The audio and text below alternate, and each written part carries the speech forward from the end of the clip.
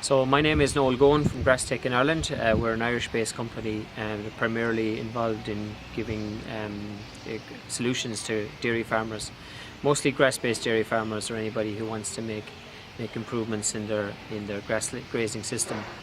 So that's us. We're here in Trascoid farm near Aberystwyth in Wales, and the main topic of today was to discuss just preparing for spring grazing.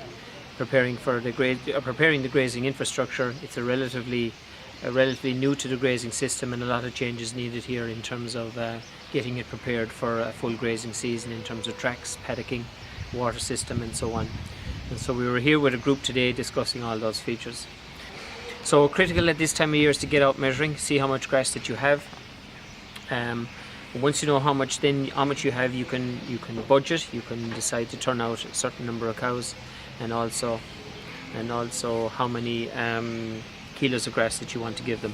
Once you're measuring and you're using a grass program like Agrinet, those sort of programs make those rotation planners and those grass budgets very, very easy. So 3 suggestions maybe that farmers should need to take cognizance of in preparation for the start of the grazing season. The first one is to get out measuring. You have to get out measuring to see how much grass you have.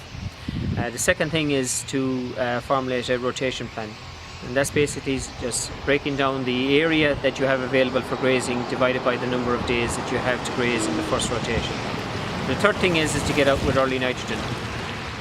Typically coming out with maybe anywhere between 25 and 30 units of nitrogen, and again preferably urea as soon as soil temperatures are up to 6 to 7 degrees and likely to be higher than that from now on.